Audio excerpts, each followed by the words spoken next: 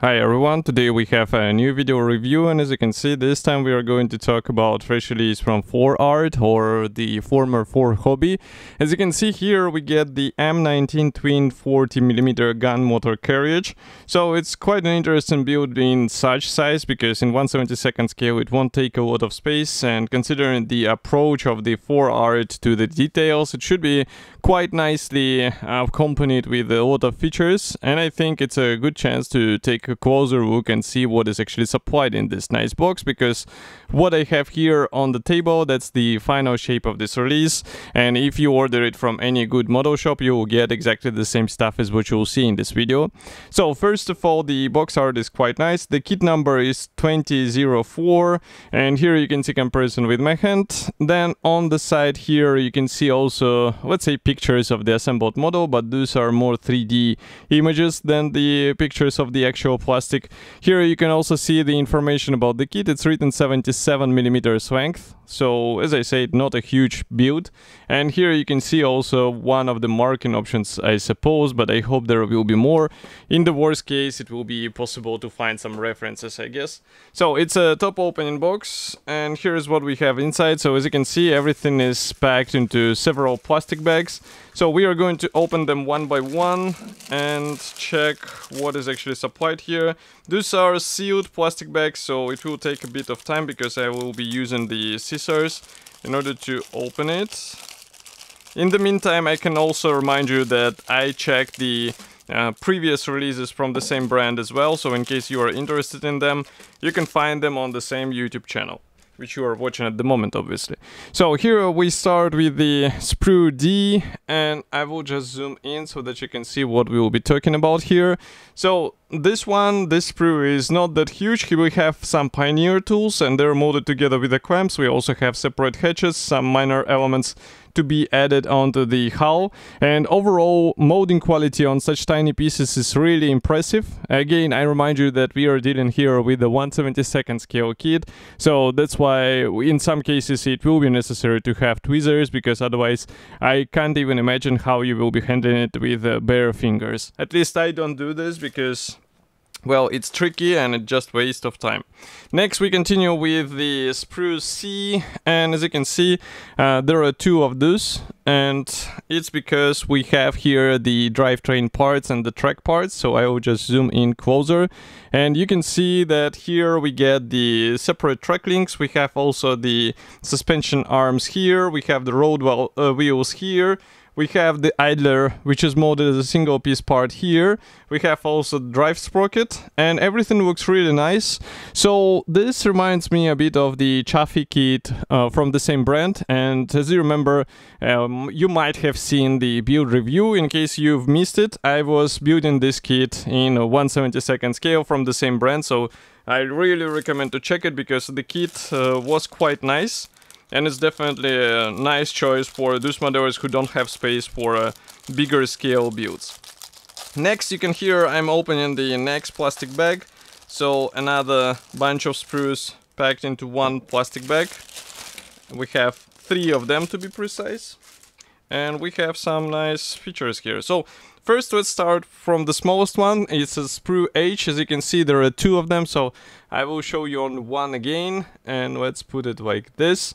So here we have the main gun barrel, and it's quite interesting that it is hollowed out. So if camera will focus, you will see that we actually have the necessary hole, let's say, but of course it would be also a good idea to drill it a bit more maybe, but feel free to write your opinion about this. I would rather make the walls of the gun a bit thinner, but it will require a thicker drill bit. So you can also notice that we have the 3 attachment points here. We also have the ammo boxes here, which should be assembled out of several parts. We have some parts for the gunner spot, and everything looks quite nice. The only thing I'm checking, because here you can see we have the empty space, but the other sprue is the same, so it's not like we are missing some part. And here you can check the sprue from the opposite side. So the whole design looks more or less, I would say, logical. So it's not something what will require a lot of additional actions from you. It's just a careful assembly what will be needed here. And of course here we have the sprue G. So for this one I will just zoom out so that you can see the whole sprue first. So that's this large basket. It's actually for the use with the main gun, and that's quite interesting design because as you can see the part itself is rather large, but we have all of the necessary features promoted. And of course those ammo shields, they will have to be added separately. We also have some parts for the main guns. And maybe it's worth now zooming in back so that you can check the features on these things. And in 1/72 scale, it's truly impressive. I like what Foreart doing with the modern modding technologies because they are adding a lot of things out of the box. You don't have to go for some aftermarket or anything else. You get it in the standard package, and this is actually something what applies to every release from the brand because they somehow managed to keep a lot of things in the standard plastic without the need to use the PE parts. But in case you are hoping that there are no PE parts, I would say that there is no point in such hope because the PE parts are also included and we will see them further in the video. Now we continue with the last gray plastic sprue. It's the sprue F. Here the most interesting part is this lower section of the hull. So if I zoom in and maybe take it somehow onto my hand, as you can see, camera focused, and we have it as a single piece part, so you don't have to waste your time aligning the separate panels. It's only the rear armor wall, and here we have also the top hull section, which is also nicely molded. As you remember, we had these hatches on the first sprue which we saw in this video, and here we continue with various panels which will be applied on the hull. So again, everything looks rather nice, so it's just a matter of combining them together. Usually the fitment is really good here, so I don't think this kit will be an exclusion from this rule. And as you can see, we have some pre-molded features on the side shelves as well, so that's also good. Next we continue with the small plastic bag with various bonuses. So I just need to open it. It's a Ziploc bag, so it should be quite quick. And I can see that here we have actually some useful things. So I will start with something what is really cool for such release, and it will make your life a bit easier because you won't have to drill the machine gun barrels. So as you can see here, we have the metal parts, metal replacements, and they're really nicely looking parts. So all those like elements which should be thin, they are thin. As you can see, we have attachment points which correspond to the plastic parts. So it's a straight installation onto the original plastic, and that's really cool because this will actually give you a way more convincing result. Even in 1/72 scale, in my opinion, this is a really useful thing. But that's not all. As I said, we have the PE parts. So for PE parts, you will have to deal with this stuff. As you can see, we have here the headlamp guards and also some parts for the machine guns. So everything looks fine, but as you can see, some bending will have to be done. And again, the size of the parts, you can see it in comparison with my fingertips. This is a 1/72 scale, so that's something what you won't be able to avoid, unfortunately, or, well, unfortunately for modelers with bad eyesight, let's say. Next, we continue with the decals. So here is the first tiny decal sheet, and if camera will be focusing on it, you will see that here we have the white symbols for the tank.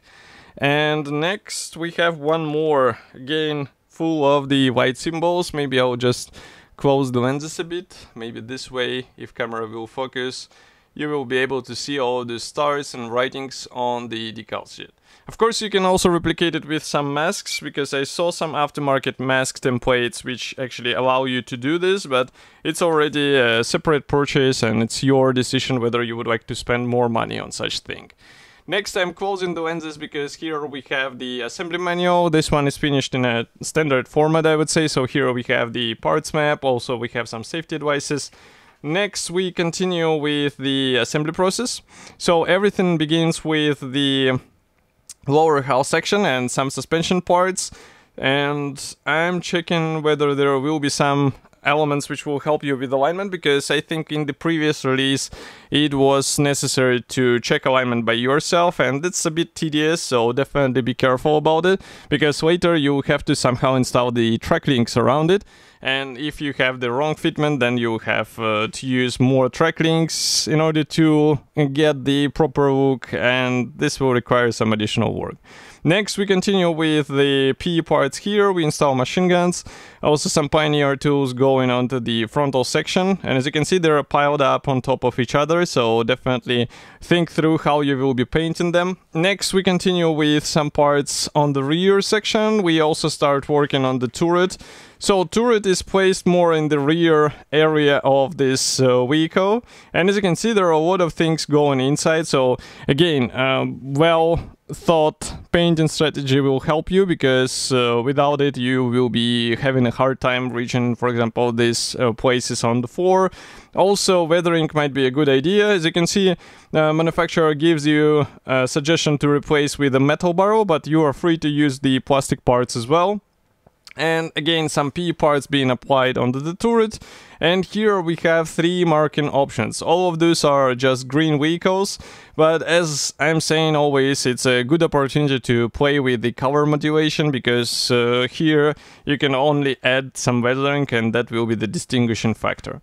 So overall, this kit looks like a really cool addition to the range of the kits from Foreart, but as I'm saying always, well, such detailed 1/72 scale vehicle, it's a bit more for the experienced modelers, because it will require some skills from you. But if you're brave enough, then definitely go for it. And of course, I will be happy to hear your opinion about such kits, so do not forget to write it here in the comment section below. And I will see you in the next video review as usual. Thank you for joining me today, and bye.